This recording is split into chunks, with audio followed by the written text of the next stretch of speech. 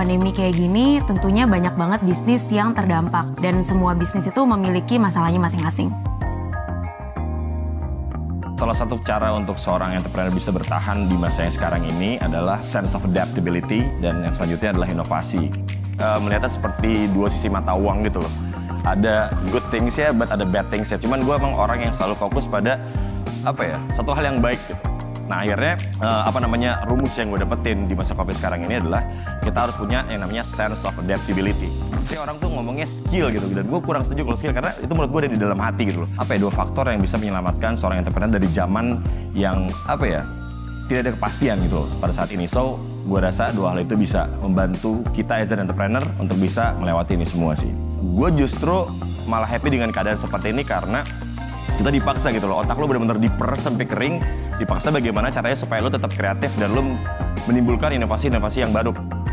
Dengan kondisi yang serba terbatas untuk bisa bertahan dan kalau bisa setelah pandemi nanti malah berkembang. Nama saya Helga, co-founder dari Bergreens dan Green Rebel. Bergreens itu justru karena banyak keterbatasan kita malah ngeluarin inovasi yang menurut kita sih nggak akan keluar kalau nggak pandemi gitu. Ada 3 inovasi besar yang kita lakukan. Yang pertama adalah kita ngeluarin vegan boba. Karena waktu itu kita kepikiran, orang-orang kan jadi work from home. Terus jam 4 sore tuh jam-jam kritis di mana orang agak lapar, pingin yang seger-seger, manis-manis, tapi juga gimana caranya bisa tetap sehat dalam kondisi seperti ini. Itu yang kita luncurkan November tahun lalu. Dan ternyata di receptionnya bagus banget gitu. Jadi orang happy banget bahwa ada vegan boba, guilt-free snack gitu. Inovasi berikutnya yang kita bikin tuh Green Rebel. Jadi Green Rebel itu sebenarnya startup yang lahir di pandemi.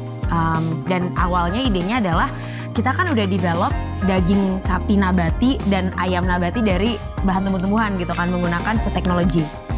Awalnya kita bikin buat Bergreens, tapi di masa lagi pandemi gini kita ngerasa sebenarnya penting banget kita untuk bisa berkolaborasi dengan brand-brand lain. Jadi gimana caranya Green Rebel bisa punya distribution channel, memanfaatkan brand-brand lain yang reach-nya jauh lebih besar, tapi mereka juga bisa meluncurkan inovasi, meluncurkan plant-based menu tanpa perlu melakukan R&D proses yang sangat panjang.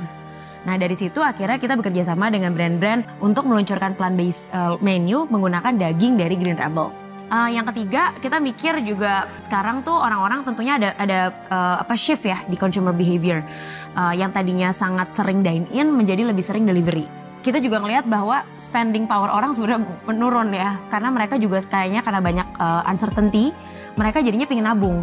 Nah kita akhirnya meluncurkan Bergreens Bowls, di mana itu konsep rice bowls plant-based. Yang porsinya lebih kecil sedikit dibandingin porsi Bergreens yang biasa buat dine-in kan besar gitu kan. Tapi harganya juga lebih affordable. Jadi bisa affordable untuk anak-anak yang masih kuliah, first jobbers, dan lain-lain. Kenapa aku memilih berinovasi daripada, maksudnya kan ada pilihan misalnya tutup beberapa outlet dan lain-lain kan. Actually Bergreens kita belum tutup outlet nih, belum tutup outlet dan alhamdulillah sampai sekarang belum melakukan layoff.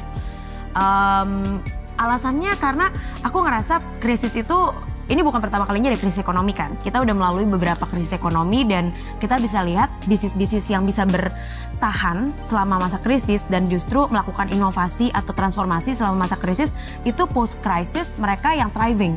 Aku expect ini bakal terjadi 2-3 tahun lah ya. Dalam 2-3 tahun ini yang penting kita bertahan, tentunya kita harus punya nafas yang panjang, tapi kita juga melakukan inovasi-inovasi. Jadi energinya tuh kita direct towards innovation. Supaya begitu krisisnya udah recover, ekonominya recover, kita udah in a much better position to lead. Kita tahu bahwa Pak Jokowi selalu menggambar-gemborkan yang namanya revolusi industri 4.0. Sedangkan sekarang menurut gue, kita tuh sudah mulai bergeser secara lu nggak sadar, kita sudah bergeser di era society 4.0 di mana semuanya internet based. Jadi human center digital based di mana peradaban manusia berpusat pada atau disupport oleh teknologi. Apa aja sih isinya? Ada big data, ada artificial intelligence, ada juga internet of things, dan juga robotics gitu. Mungkin ada beberapa hal yang memang sudah secara nggak langsung sudah kita rasakan gitu kan. Nah, ini menjadi penting yang akhirnya ya seperti yang lo tahu sekarang kelas semuanya harus lewat internet, semuanya harus online. Dan gue kemarin baru aja ikutan seminar gitu, dan Kominfo bilang pengguna internet di Indonesia mencapai 20%.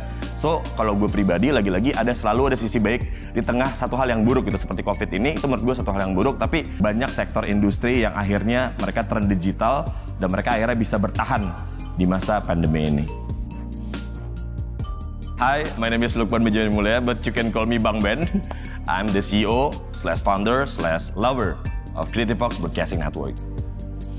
Tadi gue ngomongin yang namanya Big Data dan Internet of Things. Apa sih Big Data gitu kan? Big Data, contohnya gue kasih contoh seperti ada sebuah startup yang namanya Warung Pintar, di mana itu tersebar di seluruh Indonesia, dan ketika mereka punya pos-pos di setiap daerah, maka mereka bisa mengumpulkan semuanya dalam satu cloud, ya kan? Yang kita sebut sebagai Big Data. Dan fungsinya seperti apa? Contohnya seperti ini. Misalkan di Cianjur ada bisnis beras, dan di Jawa Barat, misalkan di Bandung ada bisnis kentang gitu kan. Nah, ketika kita punya Big Data, sehingga kita punya alert dan reminder ketika misalnya gini, oh ternyata di Bali butuh beras.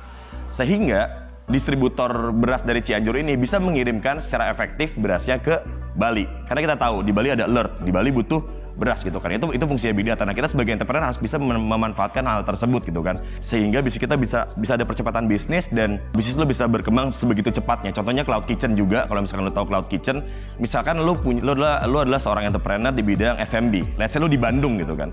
Lo tanpa harus menggunakan modal yang terlalu besar, ya kan, source yang besar, tapi lo bisa membuka cabang lo di Jakarta. Let's say ntar di Jogja, nanti di Surabaya, nanti di Bandung, nanti di Bali misalkan. Lo bisa expand perusahaan lo segitu cepat sekarang lewat percepatan revolusi informasi sekarang ini. Jadi sebagai entrepreneur juga mata lo harus benar-benar jeli sih bisa ngelihat peluang tersebut. Jadi aku tuh dulu, I would say I'm a old school person kali ya. Jadi aku tuh dulu ya maksudnya restoran pada umumnya lah, kayak it's a retail play gitu kan. Jadi kebanyakan marketing kita tuh ya di restoran gitu loh. Staff kita yang kayak memperkenalkan produk baru dan lain-lain. Nah sekarang dengan 80% volume kita digital, akhirnya semua communication kita dan marketing kita ya kita direct ke digital gitu. Burgerins itu kan sebenarnya terkenal dengan kita tuh punya community of plant-based enthusiast ya, yang suka ngomongin topik nutrisi, lingkungan dan lain-lain. Dulu aku tuh selalu bikin offline event, jadi aku sebulan sekali tuh ada kelas nutrisi, ada movie screening dan lain-lain di restoran Burgerins. Of course during pandemic nggak bisa terjadi. Nah akhirnya kita pindah itu ke medium digital. Jadi kita sekarang nutrition talks-nya itu adanya di IG Live. Actually during pandemic kita punya Instagram followers growth-nya paling tinggi dibandingin tahun-tahun sebelumnya. Dan itu yang aku kayak baru sadar, wow, the power of digital marketing gitu ya. Jadi aku langsung ngerasa gila, dulu gue tua banget, karatan gitu, nggak ngikutin digital marketing the way I should be gitu kan. Jadi kita Instagram growth follower naik banget, engagement kita juga naik during pandemic actually. Kalau untuk sales recovery, I would say kayaknya we're doing okay lah. Maksudnya kalau in comparison to the industry, I think we're doing okay. Walaupun belum balik seperti pre-COVID gitu ya. Jadi dan aku ngerasa itu karena kita cukup aktif di digital. Untuk unlocking opportunities, menurut aku kuncinya kita harus ada self-mastery dulu ya. Bahwa di situasi yang tidak menentu, yang mungkin bisa dianggap sebagai krisis, kita sendiri ngubah mindset ini bukan cuma ngelihat halangan-halangan yang ada, tapi ngelihat opportunity yang ada. Dan that confidence itu harus bisa ditranslate ke tim melalui open communication. Nah, untuk teman-teman entrepreneur muda yang lagi memulai atau pengen lagi mempertahankan bisnisnya dalam kondisi seperti ini, menurutku hal yang paling penting adalah kalian itu satu, punya komunitas yang suportif, baik itu mentor, baik itu teman-teman lain yang ngerasain struggle yang sama, yang kalian bisa curhat nggak cuma dengerin kalian, tapi juga saling bertukar pikiran gitu ya, itu penting banget. Jadi community, the right community. Terus yang kedua, harus belajar karena untuk bisa beradaptasi kita butuh reference point. Untuk punya reference point yang banyak, kita harus terbuka dengan ilmu-ilmu baru yang ada. Dan pembelajaran itu murah sekarang. Bisa nonton YouTube, bisa dengerin podcast, bisa baca buku, bisa dari ngobrol sama orang atau peers gitu kan. Jadi punya mindset terus-terusan belajar dan jangan capek untuk mencoba hal-hal baru sampai kita tahu oh yang ini works, dan begitu ini works ya kita skill gitu. Ini adalah kesempatan yang gokil banget menurut gue dan harus lo manfaatkan. Ide itu sebenarnya murah menurut gue. Yang mahal itu adalah sebuah eksekusi. Jadi menurut gue untuk lo yang di luar sana lo punya ide, lo punya gagasan atau apapun itu yang sekiranya bisa membuat sebuah impact, atau let's say buat lo try lah untuk mencoba dunia baru di dunia bisnis gitu kan. Intinya cuma satu sih menurut gue, mulai sih. Karena dengan mulai lo nggak pernah tahu lo bisa dibawa kemana gitu loh. Kayaknya kok semakin nggak ada meaningnya gitu, berkompetisi ini untuk apa sih gitu. Jadi saya memutuskan untuk meninggalkan itu dan berkolaborasi. Sebetulnya yang penting kan kita bukan cuma mau menerima ya, tapi untuk kita bisa menerima kan harus ada orang yang membagi dari apa yang dia miliki.